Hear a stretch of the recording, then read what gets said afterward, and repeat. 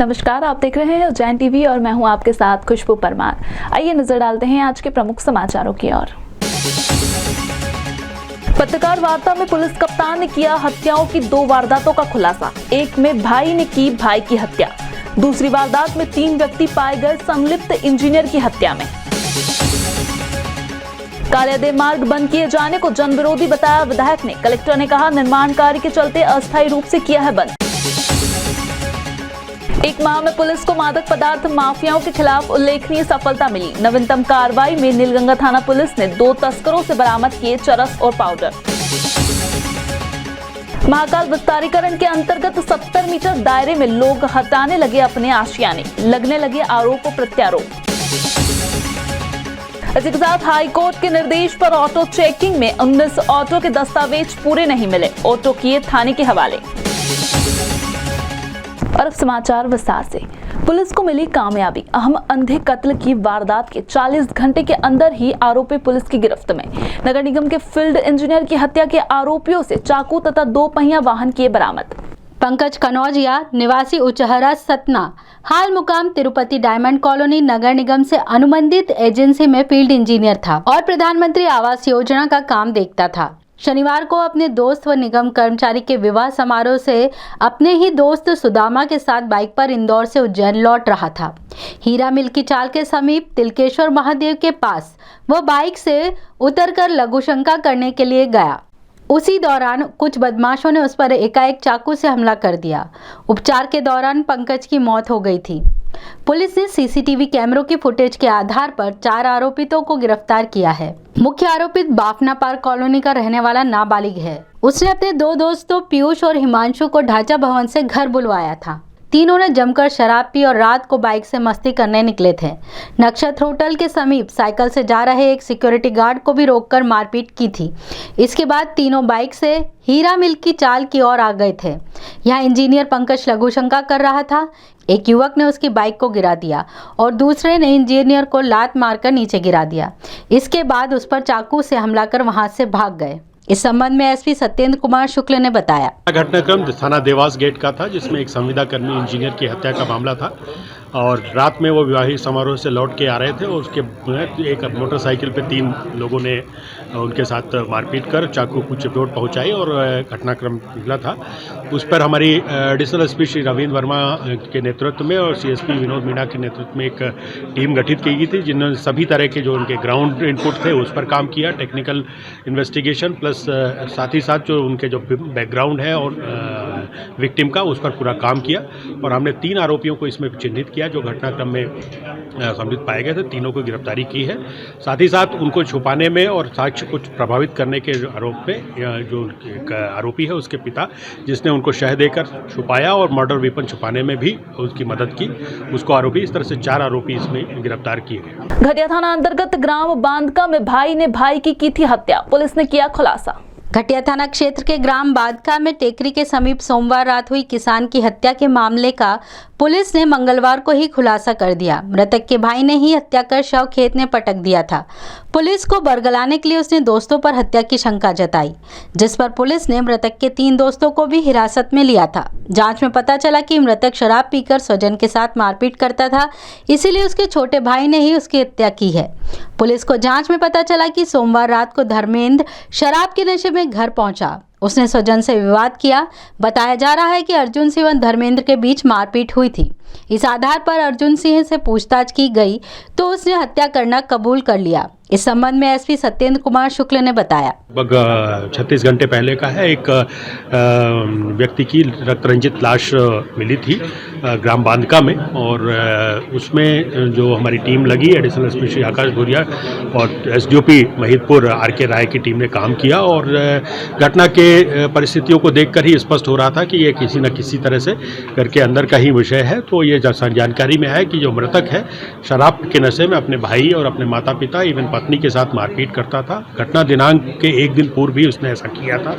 इसी बात पर आक्रोशित होकर उसके छोटे भाई ने अपने हाली के साथ मिलकर उस घटना को कारित किया है। दोनों आरोपी को पुलिस ने गिरफ्तार कर लिया। कालियादेव पैलेस और निकटस्थ गांव का पहुंच मार्ग बंद किए जाने का विरोध किया तराना विधायक और क्षेत्रीय रहवासियों ने। कलेक्टर ने कहा निर्माण कार्य के चलते ये अस्थायी रोक है। नगरवासियों के लिए पिकनिक केंद्र और नागरिकों का आस्था स्थल कालिद महल शहर के दर्शनीय स्थलों में से एक है। ये संपत्ति सिंधिया परिवार के अधिपत्य में है। कुछ दिनों से इस स्थान पर आवागमन बंद किए जाने से कई प्रतिक्रियाएं सामने आई है, जिसमें तराना विधायक महेश परमार की तीव्र प्रतिक्रिया मार्ग अवरुद्ध किए जाने के विरोध में है। मुझे लगता है कि देश में फिर वापस गुलामी की ओर ज्योतिराज सिंधिया जी लेके जा रहे हैं। लोकतंत्र में किसी का रास्ता रोकना, वो भी ज्योतिराज सिंधिया जैसे केंद्रीय मंत्री को शोभा नहीं देता। हमारी धार्मिकता और हमारी आस्था के साथ खिलवाड़ कर रहे हैं। हजारों लाखों श्रद्धालु भगवान सूर्यनारायण के दर्शन करने आते हैं, माँ छिपरा में स्नान करने आते हैं। 52 कुंड पूरे विश्व में, पूरे हिंदुस्तान में प्रसिद्ध है। भैरू जी का मंदिर यहाँ प्रसिद्ध है। तो जो हजारों लाखों लोग यहाँ सब दर्शन करने आते हैं भगवान महाकाल के बाद सूर्य भगवान के 52 कुंड में, तो मुझे लगता है कि ज्योतिराज सिंधिया जी की मानसिकता मुझे ठीक नहीं लगती कि क्या उनकी मानसिकता है। मैं आपके माध्यम से कलेक्टर से मांग करना चाहता हूं कि उनके दादाजी ज्योतिराज सिंधिया के जीवाजी राव सिंधिया जी, उनकी दादी जी राजमाता सिंधिया जी, उनके पिताजी स्वर्गीय माधवराव सिंधिया जी, उनके समय में तो कभी रास्ता बंद नहीं हुआ, तो अब ज्योतिराज सिंधिया जी क्यों बंद करना चाहते हैं। और मुझे लगता है कि लोकतंत्र को समाप्त करने की ओर ज्योतिराज सिंधिया जी जा रहे हैं कि लोकतंत्र में किसी का रास्ता रोका नहीं जा सकता। तो जिस सड़क पर हम खड़े हैं कि 3 बार PWD के मत से, सरकार के मत से 4 बार सिंहस्थ में ये रास्ता बना है। और यहाँ के बुजुर्ग, यहाँ के गांव के लोग बताएंगे कि पीढ़ी दर पीढ़ी इनको नहीं मालूम कितने वर्षों से कि रास्ता है। तो ज्योतिराज सिंधिया जी को कौन सी कमी आ गई कि किसी का रास्ता रोकना एक केंद्रीय मंत्री को शोभा नहीं देता। मैं आपके माध्यम से उज्जैन कलेक्टर श्री आशीष सिंह और माननीय मुख्यमंत्री शिवराज सिंह चौहान जी से मांग करता हूं कि तत्काल ये रास्ता खुलवाया जाए। जिलाधीश आशीष सिंह के मुताबिक निर्माण कार्य के चलते अस्थायी रूप से ये मार्ग बंद किया गया है। देखिए, हमें ऐसी वो मिली है, सूचना मिली है कि इस प्रकार से वहाँ पर बंद किया गया, लेकिन साथ में ये भी सूचना प्राप्त हुई है कि अंदर के कुछ मरम्मत के काम के लिए टेम्परेरी तौर पर 6-7 दिन के लिए इसको बंद किया गया है। मैं SDM को मैंने इस काम के लिए लगाया है। कल जो भी वस्तुस्थिति होगी उसके हिसाब से ग्रामीणों से बात करके उनको अवगत करा दिया जाएगा। राजीव रत्न कॉलोनी में पकड़ाए मादक पदार्थों के तस्कर मुखबिर की सूचना पर घेराबंदी कर पकड़ा तस्करों को, बरामद किए लाखों के मादक पदार्थ। नीलगंगा थाना पुलिस को जब मुखबिर से ये खबर मिली कि राजीव रत्न कॉलोनी में 2 व्यक्ति मादक पदार्थों का सौदा कर रहे हैं, तब पुलिस ने घेराबंदी कर उन तस्करों को पकड़ा। इस कार्रवाई के बारे में जानकारी देते हुए SP सत्येंद्र कुमार शुक्ल ने बताया, तस्करों से 30 ग्राम चरस 50,000 की तथा 13 ग्राम स्मैक 1,30,000 रुपए की बरामद की गई है। शहरी और ग्रामीण पुलिस के द्वारा नशा माफियाओं के खिलाफ व्यापक अभियान चलाया गया, जिसके तहत 1 महीने की अवधि में 1 करोड़ 4 लाख के मादक पदार्थ बरामद किए गए। इस अभियान में नीलगंगा पुलिस को प्रथम स्थान प्राप्त हुआ है, लिहाजा 26 जनवरी को नीलगंगा थाना पुलिस स्टाफ को सम्मानित किया जाएगा। ये जानकारी देते हुए SP सत्येंद्र कुमार शुक्ल ने बताया। आज एक घटनाक्रम जो आपके सामने प्रस्तुत हुआ था, उसमें आपने देखा होगा कि हमने 13 ग्राम स्मैक और 30 ग्राम चरस के साथ 2 आरोपियों को पकड़ा था। ये हमारा नेटवर्क जो अभी 13 नवंबर को हमने एक जो राजस्थान की गैंग पकड़ी थी, उसी नेटवर्क के थ्रू जो हमारे पास इनपुट आए हैं उसके आधार पर की जा रही है। अभी तक हम लोगों ने 34 जो प्रकरण तैयार किए हैं, जिसमें 70 आरोपियों को पकड़ा गया है, जिसमें लगभग 2.5 क्विंटल के आसपास का गांजा और 250 ग्राम के आसपास स्मैक और 100 ग्राम इसमें ब्राउन शुगर प्लस चरस, और इस तरह से लगभग 1 करोड़ 4 लाख के आसपास का जो सामान है अभी तक हम लोग जब्त कर रहे हैं। हमें इस जो राजस्थान का नेटवर्क है, इससे बहुत महत्वपूर्ण सूचनाएं प्राप्त हुई हैं। लगातार हमारा काम चल रहा है, आगे भी हमारी कार्रवाई जारी रहेगी। 70 मीटर के दायरे में 152 की लिस्ट तैयार की प्रशासन ने, दिया जा रहा मुआवजा भी अपर्याप्त है। 25 नवंबर को प्रशासन 70 मीटर क्षेत्र के अंतर्गत आने वाले आवासीय भवनों को हटाने की कार्रवाई शुरू करेगा। इसके पूर्व कुछ रहवासियों ने अपने आशियाने हटाने शुरू कर दिए हैं। दूसरी तरफ समाज सेवी राजेश त्रिवेदी ने यह आरोप लगाया है कि प्रभावित जनों को दिया जा रहा मुआवजा भी अपर्याप्त है। मुआवजा ऊँट के मुंह में जीरा के समान है। लोगों को आज इसी स्थिति में लाकर खड़ा कर दिया कि वे जो यहाँ अच्छे से व्यवसाय कर रहे थे, अच्छे से उनके कार्य चल रहे थे, मुख्य जगह पर उनकी जगह थी, लेकिन जिस प्रकार से यह अधिग्रहण की कार्रवाई हुई है, पिछले 20 साल में सर्वाधिक विकास और सर्वाधिक व्यवसायीकरण का क्षेत्र महाकाल बना है। नगर निगम अपना रिकॉर्ड उठा कर देख ले कि जोन क्रमांक 3 में उनको कितनी आय प्राप्त हुई है। ऐसी स्थिति के बाद भी आज 20 साल में यहाँ की प्रॉपर्टी का रेट इस कारण से नहीं बढ़ा है क्योंकि यहाँ पर कहीं न कहीं सोची समझी साजिश के तहत इस जगह को महाकाल मंदिर तो बहाना है, मुख्य रूप से RSS के भारत माता मंदिर और उन जगहों को बढ़ावा देने के लिए यह अधिग्रहण किया जा रहा है। हाईकोर्ट की हिदायत के बाद RTO ने ऑटो के दस्तावेज किए चेक, 100 में से 19 के दस्तावेज नहीं मिले पूरे। उज्जैन RTO द्वारा कार्यवाही करते हुए शहर में संचालित होने वाले ऑटो के दस्तावेज जांचे गए। इस जांच में कई ऐसे ऑटो मिले जिनके दस्तावेज पूरे नहीं थे। मामले की जानकारी देते हुए आरटीओ संतोष मालवी ने बताया कि उच्च न्यायालय में किसी के द्वारा रीट पिटीशन दायर की थी, जिस पर उच्च न्यायालय ने टिप्पणी कर नाराजगी व्यक्त की थी, जिसके बाद आयुक्त महोदय ने प्रदेश भर के आरटीओ को दिशा निर्देश दिए हैं कि प्रदेश में संचालित होने वाले समस्त ऑटो के दस्तावेज जांचे जाएं। आज पहले दिन शहर से 100 ऑटो के दस्तावेजों की जांच की गई, जिनमें से 19 ऑटो ऐसे मिले जिनके दस्तावेज पूरे नहीं मिले।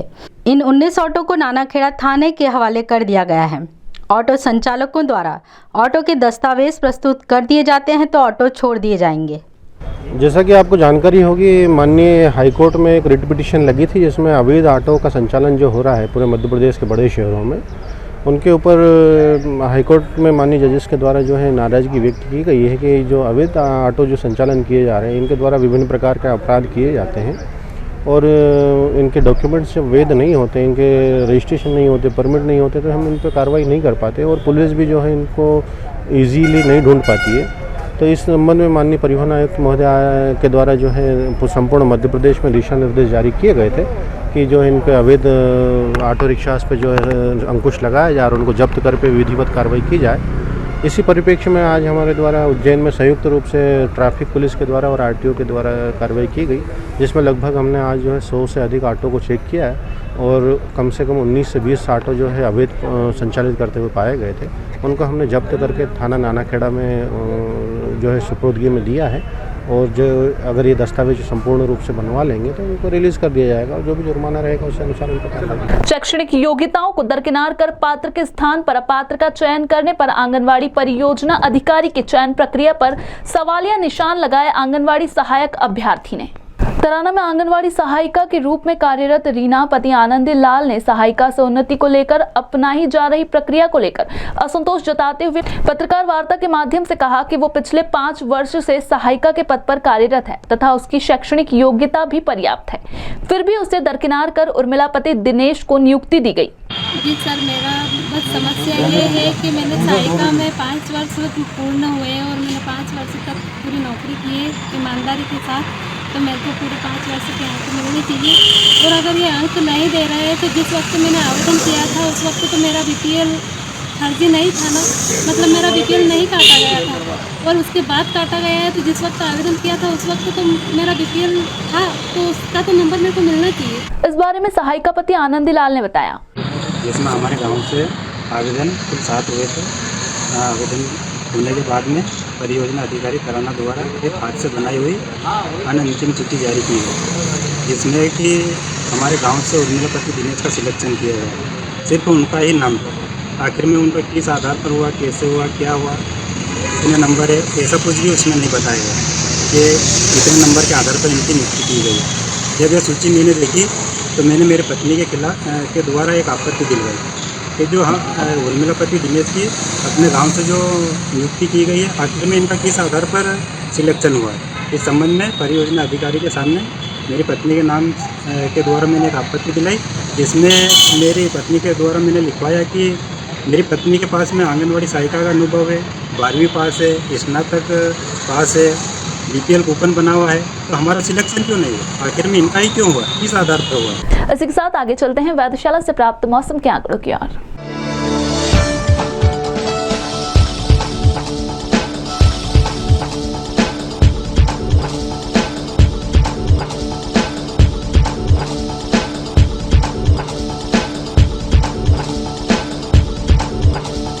अंत में प्रमुख समाचार एक बार फिर।